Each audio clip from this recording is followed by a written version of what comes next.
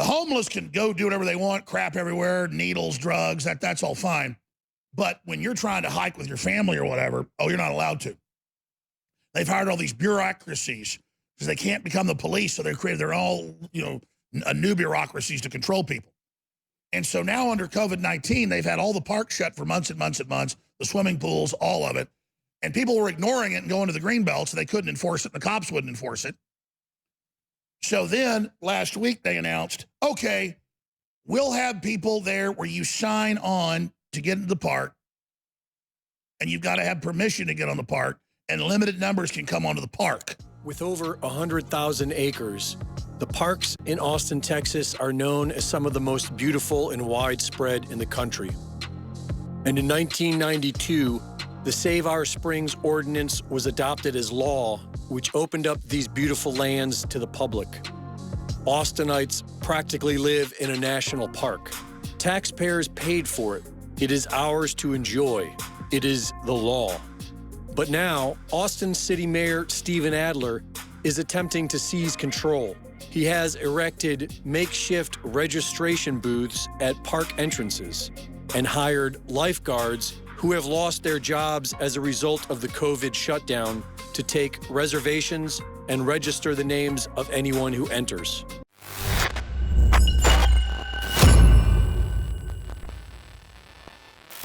You know, I got a great guy named John who runs the boom in here.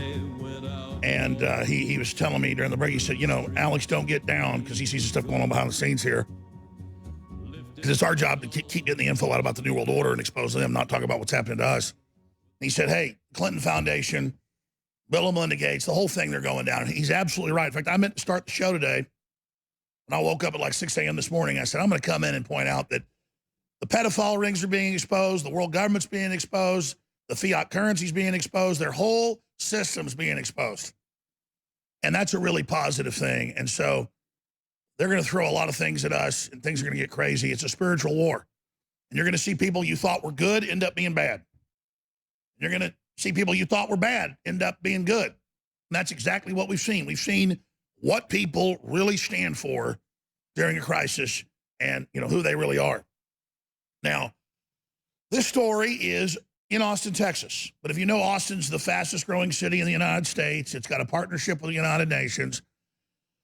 And Austin, because a large canyon network runs through the middle of it, in the 90s, the Nature Conservancy, the Sierra Club, the big globalist group said,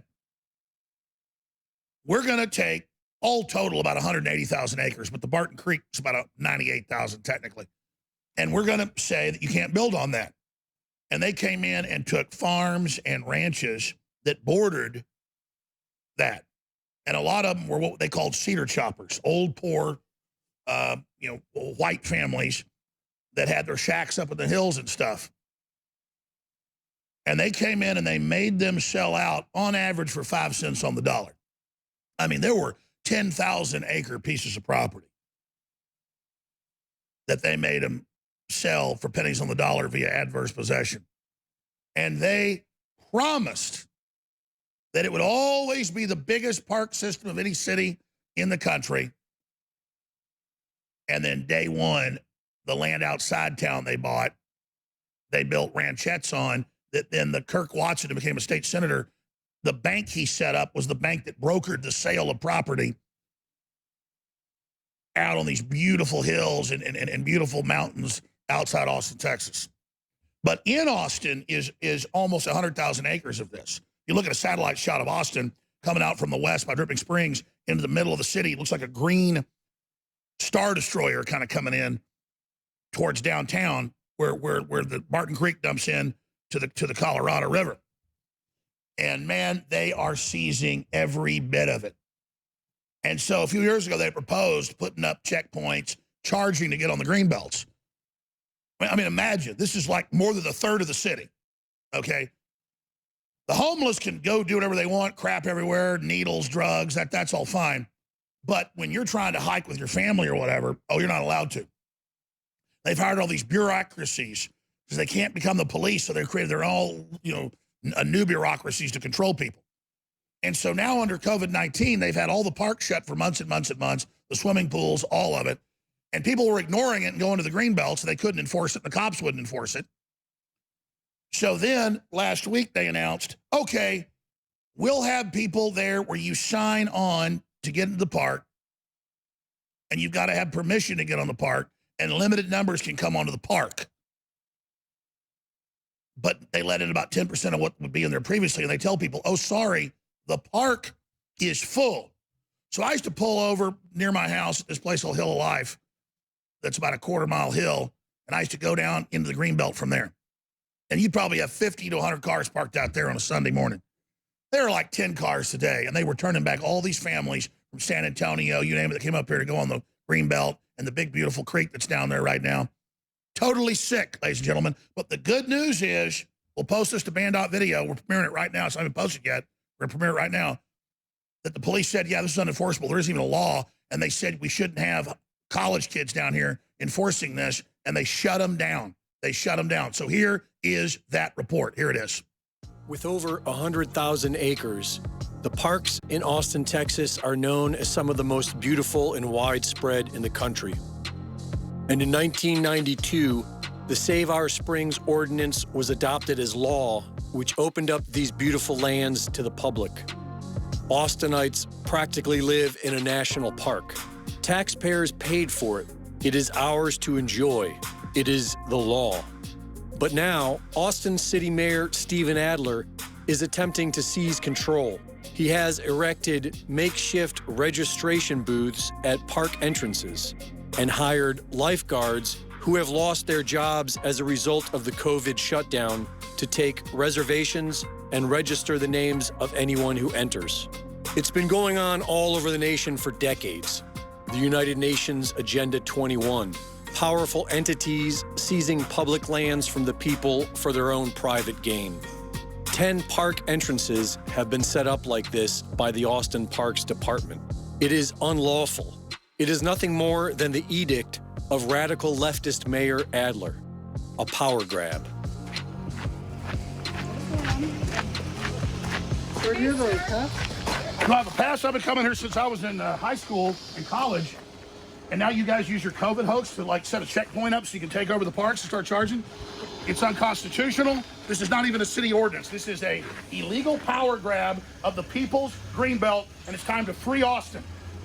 So are you guys volunteers for the city of Austin? Who are you, masked man? I'm a lifeguard for Barton Springs. You're a lifeguard for Barton Springs, now part of the criminal power grab.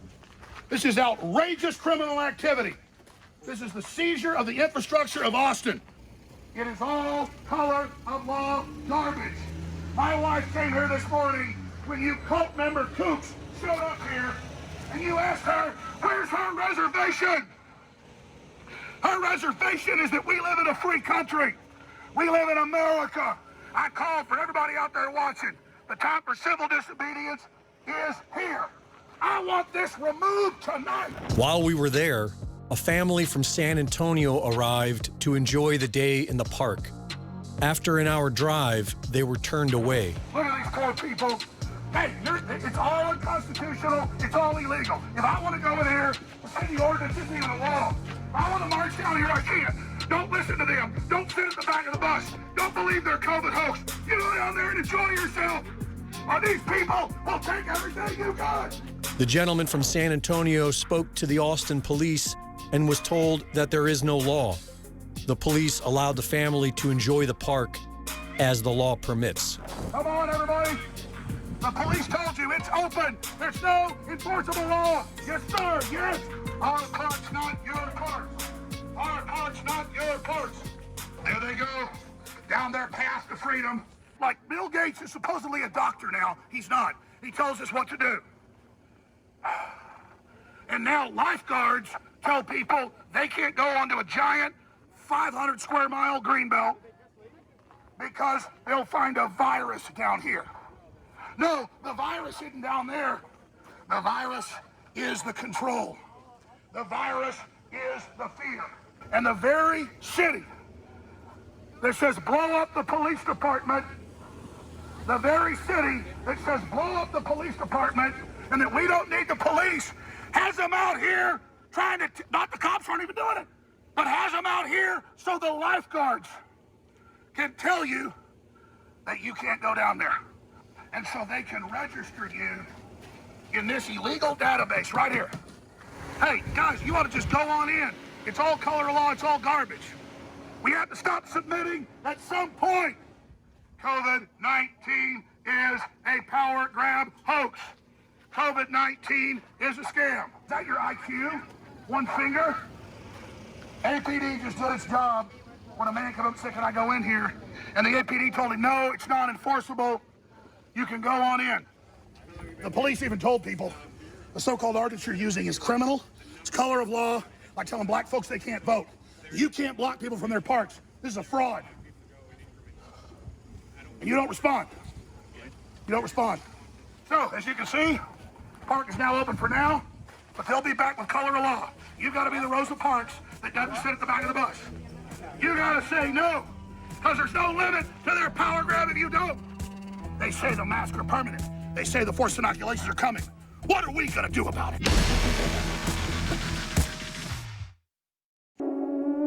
All right, it's the final segment of this live Sunday edition. I'll be back tomorrow, 11 a.m. Central, David Knight, 8 a.m., right before me. Rob and Troy are after 3 p.m. I just wanted to, before I hit this final news here, really important news, I wanted to just thank the listeners for your support the last 26 years and for your prayer and for your word of mouth, because I just want to stay on this fight. You know, now that the whole New World Order is out in the open, my job's actually much easier than it used to be. That's why they've got to silence us. You know, I showed up there and there was one squad car and some fake marshals, forest marshals, rangers out there. And they were there with college people, college kids, telling people, oh, sorry, the park's full, you can't go into a giant 100,000-acre greenbelt that by law, there's no law they can block you. They have ordinances they can shut actual physical parks or things where there's payments maybe. You can't shut something like that. It's actually in the code when taxpayers bought the property, which was basically stolen from a lot of folks. They made them sell it. A lot of folks wanted to sell. And so trailheads are being shut down everywhere. This is a microcosm of everything. The police, when the cameras weren't on them, were giving thumbs up. They were giving us salutes. Look at all those areas with no houses. All that's green, folks. That's Barton Creek. Look at that, 100,000 acres. Just one piece of it's 98,000, technically. And it goes all the way out west. Now imagine this. They say, oh, it's for COVID. They put up a plastic screen at the entrance and then get your name, number, and driver's license, and then call you if you're allowed to come. And then they kick everybody else out and say you can't come because of COVID. I told families, I said, don't go. Don't listen to it. They go over to the cops, and the cops go, yeah, there's actually no law. This is unenforceable. We're told to just be here to scare people. The cops are ordered to stand there so college students at 10 entrances can tell people they can't go onto their own property. But when it's so outrageous, the police themselves were telling people, yeah, go on in, it's unenforceable. But some people were so cowardly.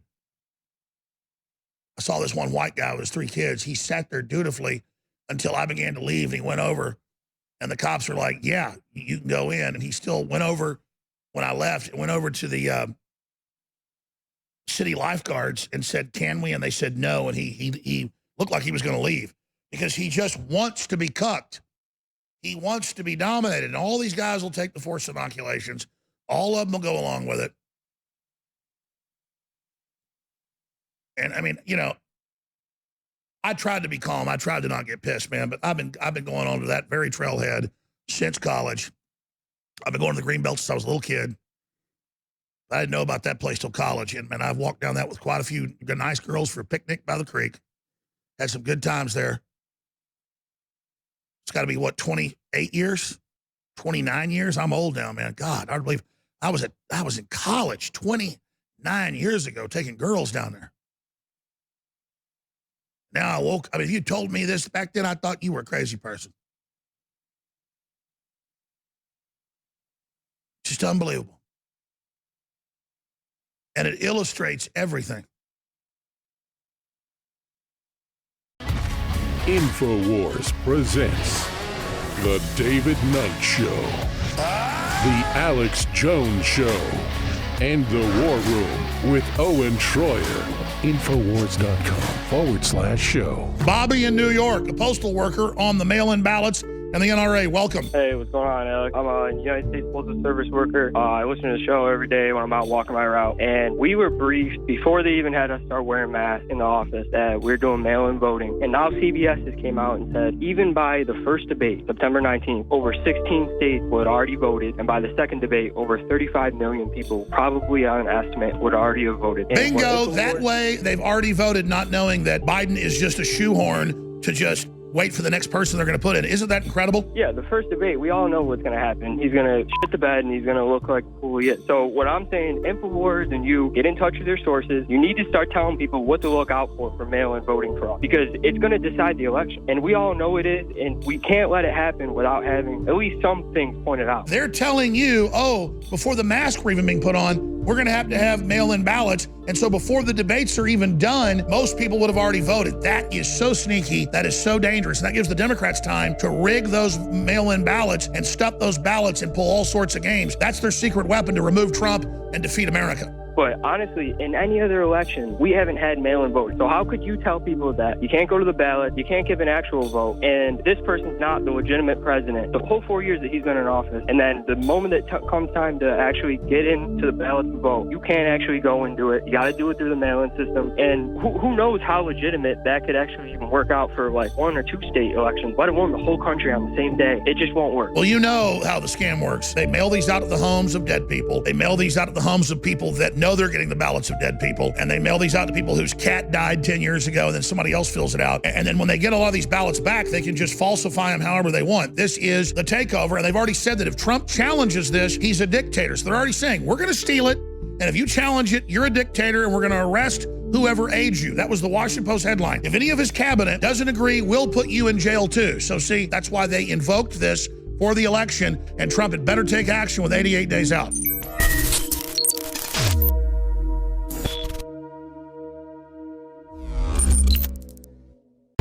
EMS and I've talked to medical doctors, and what makes you nauseated is it's not just the smell of piss. What we call the smell of bum piss. It has that sweet, nauseating smell. Some say sweet. Well, it does. It's a sweet stench. It makes me want to throw up like rotten meat. It is the crap of dust mites. Have you noticed the stench of bum piss in your leftist-run neighborhoods? The crap of dust mites in bum piss is a real thing, and InfoWars Store has the solution. InfoWars has created the most powerful herbal lung cleanse and respiratory support product on the market, with over 1,000 types of mold and mildew, toxic chemicals, and yes, dust mites. Our Lung Cleanse Plus, made with organic and wild cultivated herbs, is just what you need to survive the unprecedented surge of bum piss and other toxic substances in liberal leftist cities everywhere. Order the InfoWars Life Lung Cleanse Plus supplement today at InfoWarsStore.com.